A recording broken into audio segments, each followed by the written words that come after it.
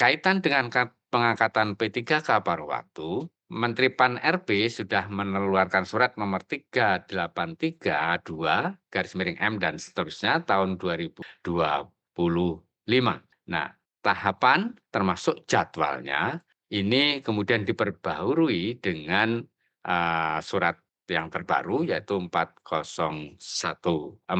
Pada surat yang pertama, usulan rincian kebutuhan. Jadi tahapannya adalah instansi melakukan usulan rincian kebutuhan P3K paruh waktu, kemudian Menpan melakukan verifikasi validasi dan menetapkan rincian kebutuhan atau alokasi kebutuhan P3K paruh waktu masing-masing instansi, kemudian BKN mengeluarkan daftar hasil pengolahan berdasarkan formasi yang ditetapkan oleh Menpan, walaupun tidak dilakukan pengolahan yang signifikan, tetapi BKN mengeluarkan daftar calon P3K paruh waktu sesuai dengan formasi yang ditetapkan oleh Menpan, dan kemudian instansi mengumumkan selanjutnya melakukan pengusulan nomor induk P3K paruh waktu ke BKN, BKN melakukan penetapan nomor induk P3K paruh waktu, dan tahap akhir adalah penetapan atau pengangkatan P3K paruh waktu oleh BPK. Semua proses ini dilakukan melalui sistem yaitu SSC ASN. Nah, Bapak Ibu sekalian saya hormati, SI ASN dan SSC ASN. Nah, Bapak Ibu yang saya hormati, mohon maaf, untuk jadwal pengangkatan P3K paruh waktu, yaitu instansi melakukan usulan rincian kebutuhan itu yang awalnya tanggal 7 sampai 20 Agustus karena masih banyak instansi yang belum menyelesaikannya karena beberapa kendala teknis, maka diperpanjang menjadi sampai dengan 25 Agustus 2025.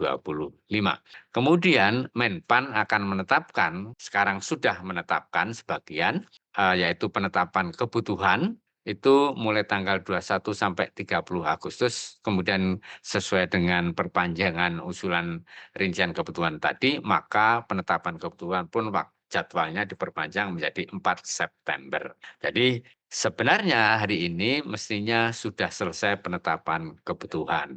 Nanti datanya mungkin bisa kita lihat bersama, kalau belum nanti tolong dari deputi dari PDPIK bisa melihat data progres penetapan rincian kebutuhan oleh P3K paruh waktu oleh Menpan RB. Kemudian jadwal pengumuman itu tanggal 27 Agustus sampai dengan 6 September harusnya sudah selesai, harusnya ya, karena ini tanggal 10.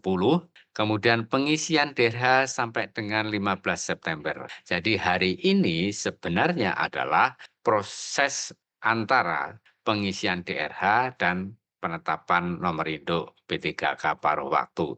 Jadi jadwal paralel atau berhimpitan itu mulai dari hampir semuanya berhimpitan. Mulai dari penetapan kebutuhan sampai dengan pengangkatan P3K paruh waktu itu jadwalnya berhimpitan atau paralel, bisa bersamaan. Karena tidak harus selesai satu instansi langsung baru dikirim ke BKN, tetapi mengalir sesuai dengan kelengkapan dan penyelesaian dari masing-masing instansi. Nah, selanjutnya BKN akan menetapkan nomor induk P3K paruh waktu sampai dengan tanggal 20 September 2025.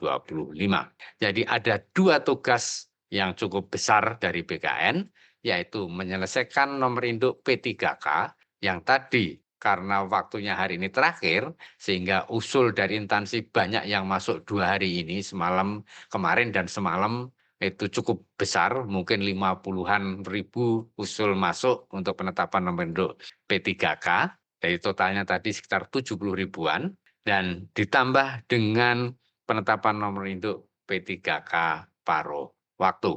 Ini harus selesai di tanggal 20 September. Dan target SK P3K paruh waktu selesai 30 September dengan TMT 1 Oktober 2025.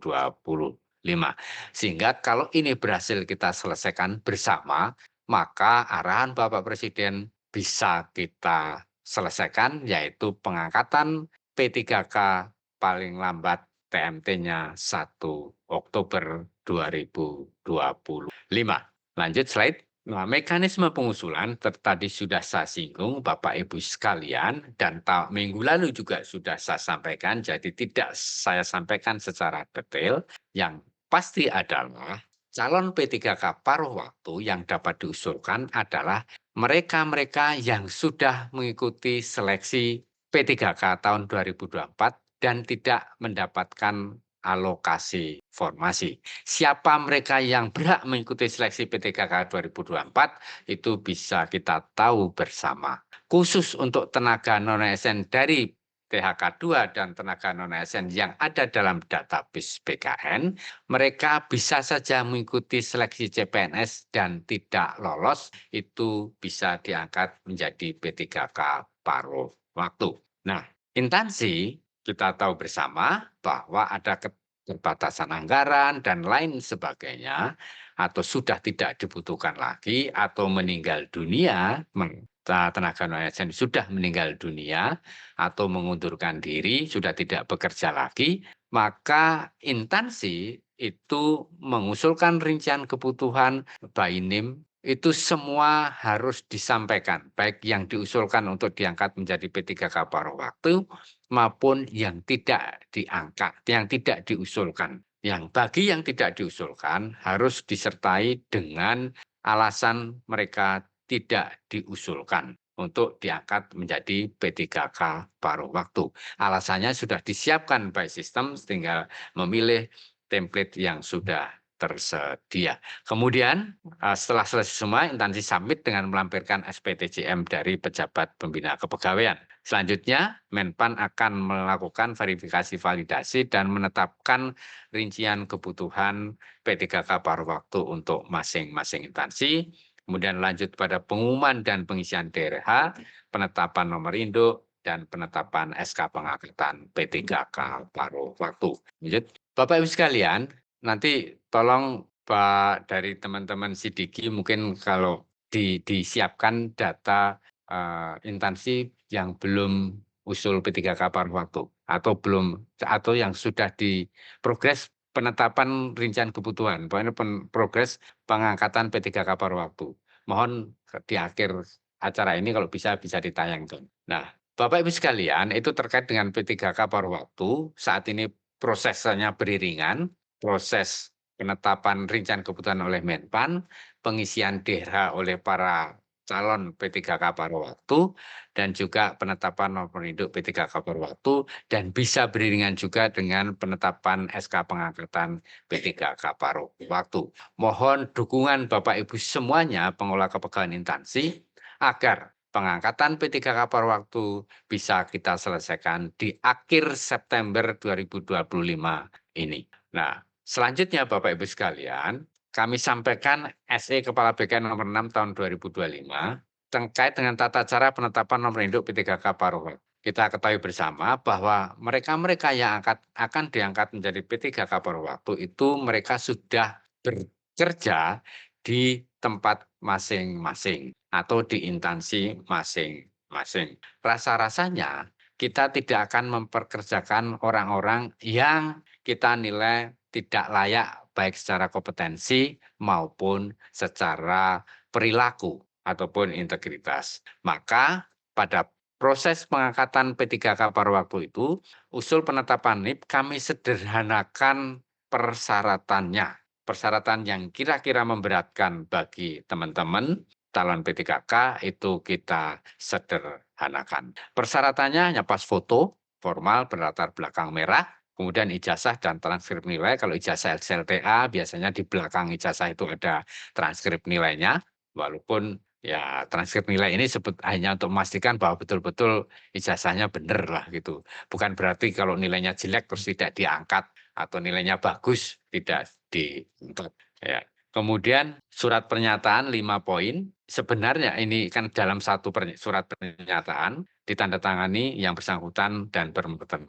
SKCK karena memperolehnya juga relatif mudah karena sekarang secara online, nanti mengambilnya saja yang harus hadir ke kantor kepolisian, maka tetap kita minta.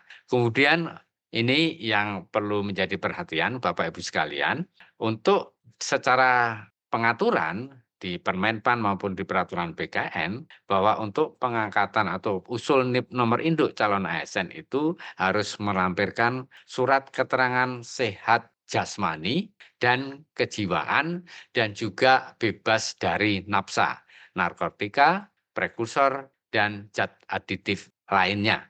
Nah, pada proses pengangkatan atau pengusulan nomor induk P3K paruh waktu, seperti yang sudah saya sampaikan tadi, bahwa mereka ini teman-teman ini sudah bekerja, sudah berkarya. Para atasannya sudah tahu siapa-siapa si A, si B-nya di lokasi kerjanya. Maka untuk surat keterangan sehatnya kita sederhanakan menjadi surat keterangan sehat dari dokter yang bertugas di unit layanan kesehatan pemerintah. Dokternya tidak harus ASN, tapi yang bersangkutan dokter itu bertugas atau surat keterangan sehat itu dikeluarkan oleh unit layanan kesehatan pemerintah. Nah, ini menjadi lebih sederhana. Contoh puskesmas pemerintah, puskesmas pembantu itu cukup untuk syarat surat keterangan sehat dari dokter ini. Kemudian surat pernyataan rencana penempatan, saya kira ini mudah, jadi syaratnya kita buat seringan mungkin. Nah, kami berharap ini segera diusulkan ke BKN, kalaupun ada 1, 2 persyaratan, misalnya seperti kemarin yang lalu itu untuk usul rincian kebutuhan SPTJM belum ditandatangani, itu ya STPJM yang belum tanda tangani dilampirkan dulu baru kemudian diusulkan. Nanti dilengkapi bersamaan dengan prosesnya. Ini pun demikian, kalaupun betul-betul SKCK belum keluar tapi sudah berproses, ya silahkan. Itu diusulkan saja. SKCK yang dilampirkan dulu, tapi nanti perlu dilengkapi. Nah, ini untuk mempermudah dan mempercepat proses penetapan nomor induk P3K paruh waktu.